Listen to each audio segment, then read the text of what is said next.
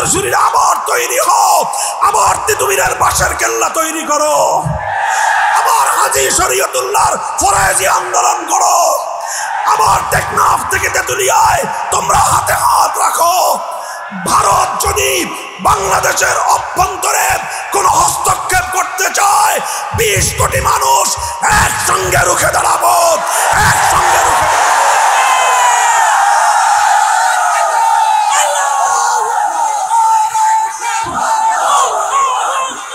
কিন্তু 8 সালে আবার এই ফ্যাসিবাদী সরকার ক্ষমতায় এসে আল্লাহর উপর অবিচল আস্থা এবং বিশ্বাসকে দূর করে দিয়ে এই দেশটাকে আবার ভারত মাতার চরণে বলি দেওয়ার ব্যবস্থা করেছিলেন। তিনি বাংলাদেশের মানুষের স্বার্থ দেখেন নাই, তিনি ভারতের স্বার্থ দেখে এই বাংলাদেশকে ভারতের জন্য কোরবানি করতে, বলি দেওয়ার জন্য যা কিছু করার তাই করেছিলেন। আর যখন এদেশের মানুষ তাকে উৎখাত করলো, পৃথিবীর কোন রাষ্ট্র তাকে জায়গা দেয় নাই, ভারত তাকে তার কোলে টেনে তুলে নিয়েছে। এখন আবার ভারত তার স্বার্থ রক্ষা করার জন্য, একজন ব্যক্তির স্বার্থ রক্ষা করার জন্য 20 কোটি বাংলাদেশের মানুষের বিরুদ্ধে যুদ্ধ ঘোষণা করেছে।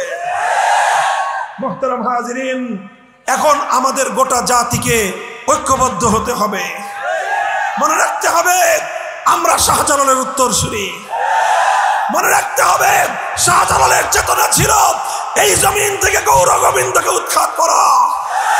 শাহজালালের উত্তরসূরিরা আবার তৈরি হও, আবার তিতুমিরের বাঁশের কেল্লা তৈরি করো, আবার হাজী শরীয়তুল্লাহর ফরায়েজি আন্দোলন করো, আবার টেকনাফ থেকে তেতুলিয়ায় তোমরা হাতে হাত রাখো। ভারত যদি বাংলাদেশের অভ্যন্তরে কোন হস্তক্ষেপ করতে চায়, 20 কোটি মানুষ একসঙ্গে রুখে দাঁড়াবো, একসঙ্গে রুখে দাঁড়াবো।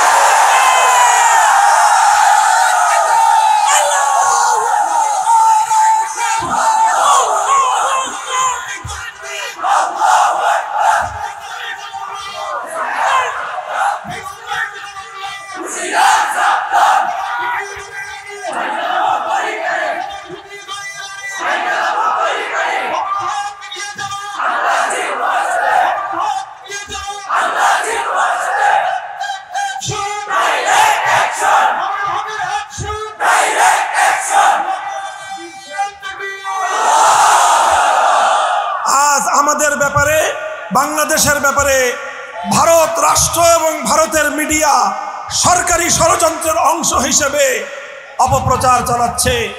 বাংলাদেশে নাকি হিন্দুদের উপর নির্যাতন হচ্ছে। আমরা বলতে চাই, বিগত 3 মাস ধরে হিন্দু ধর্মাবলম্বী ভাইয়েরা যেই নিরাপত্তা ভোগ করতেছে, আওয়ামী লীগের 15 বছরে এই নিরাপত্তা তারা পায় নাই। নানা ধরনের রাজনৈতিক কারণে তাদের বিভিন্ন স্থাপনা, বাড়িঘর, সহায় সম্পত্তি জবরদখল করা হতো।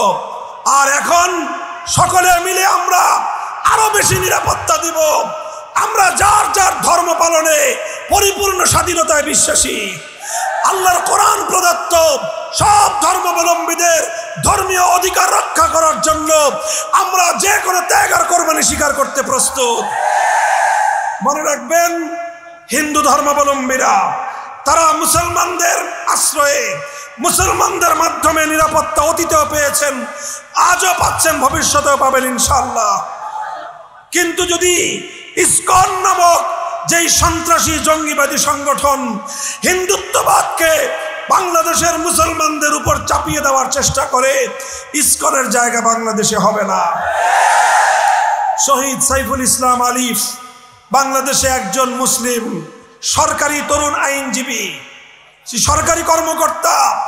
আদালত চত্বরে যেভাবে তাকে নির্মমভাবে কুপিয়ে জবাই করে দিনে দুপুরে হত্যা করা হয়েছে, বাংলাদেশের 50 বছরের ইতিহাসে কোন হিন্দুকে এভাবে মুসলিম নামধারীরাও এভাবে হত্যা করে নাই।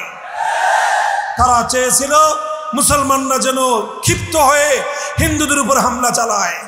তারা চেয়েছিল মুসলমানরা যেন উত্তেজিত হয়ে হিন্দুদের মন্দিরে হামলা চালায়।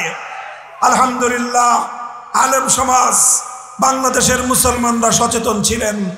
তারা বুঝতে পেরেছেন যে এটা হলো আমাদের জন্য একটা উস্কানি। আমরা এই পাতা ফাঁদে পা দিলে সারা দুনিয়াকে নিয়ে বাংলাদেশের উপর তারা ঝাঁপিয়ে পড়ত। আমরা পরিষ্কার ভাষায় বলতে চাই, আমরা সব ধর্মাবলম্বীদের ধর্মীয় স্বাধীনতায় বিশ্বাসী। হিন্দু ধর্মাবলম্বীরা তাদের ধর্ম পালন করবে, বৌদ্ধরা তাদের ধর্ম পালন করবে, খ্রিস্টানরা তাদের ধর্ম পালন করবে এবং মুসলমানরা তাদের ধর্ম পালন করবে। মুসলমানদের ব্যক্তি জীবনে, পরিবার জীবনে, রাষ্ট্র এবং রাজনীতিতে ধর্ম পালন করার প্রতি যেই সকল বাধা প্রতিবন্ধকতা বাংলাদেশের সংবিধানে বর্তমান বিদ্যমান রয়েছে, এই সব প্রতিবন্ধকতা বাংলাদেশের সংবিধান থেকে উৎখাত করতে হবে। একটা ধারা বাংলাদেশের সংবিধানে সংযুক্ত করার প্রস্তাব করতেছি, সকলে শুনে রাখেন। প্রস্তাবনাটা হলো এই, ভাষাটা পরে ঠিক করে নিব। মূল প্রস্তাব হলো এই, আমাদের সংবিধানে এমন একটা ধারা থাকতে হবে যেই সংবিধানের যে কোনো আইন, যে কোনো নীতি, যে কোনো বিধান কোরআন সুন্নাহ পরিপন্থী হলে সেটা বাতিল এবং অকার্যকর হবে। এইরকম একটা ধারা যদি সংযুক্ত হয় তাহলে এদেশে কেউ ইসলামকে মাইনাস করার ষড়যন্ত্র করতে পারবে না। এরকম একটা ধারা প্রতিষ্ঠার, সংযুক্ত করার এরকম একটা সংস্কার প্রস্তাবনা নিয়ে এদেশের আলেম সমাজ যদি আগে বাড়ে, আপনারা আলেমদের সাথে থাকবেন তো ইনশাল্লাহ। আমরা এই বিষয় নিয়ে আর লম্বা কথা বলবো না। এখন আমাদের সকলের একটাই কথা, এই দেশ 47 সালে দিল্লি থেকে স্বাধীন হয়েছিল ইসলামী শাসন কায়েমের জন্য। 1970 সালে অঙ্গীকার করা হয়েছিল কোরআন সুন্নাহ বিরোধী কোনো আইন করা হবে না। 1975 সালের পরে এখানে সংবিধানে যুক্ত করা হয়েছিল আল্লাহর উপর অবিচল আস্থা এবং বিশ্বাস হবে সংবিধানের মূলনীতি। কাজে এই সকল বুনিয়াদগুলোর উপর আগামীর বাংলাদেশ আমরা দেখতে চাই। এদেশে আমি বুক ফুলিয়ে ইসলামী রাজনীতি করতে চাই। এদেশে আমি আল্লাহর কোরআনের শাসন কায়েম করবার জন্য, আমি রাষ্ট্র এবং রাজনীতিতে ইসলামী অনুশাসন কায়েম করার জন্য যে চেষ্টা করতে চাই, সেই চেষ্টা করার অধিকার চাই। যদি আমাদেরকে সে অধিকার সাংবিধানিকভাবে ফিরিয়ে না দেওয়া হয়, যা করতে হয় আমরা তাই করব, প্রয়োজনে আমরা যুদ্ধ করব।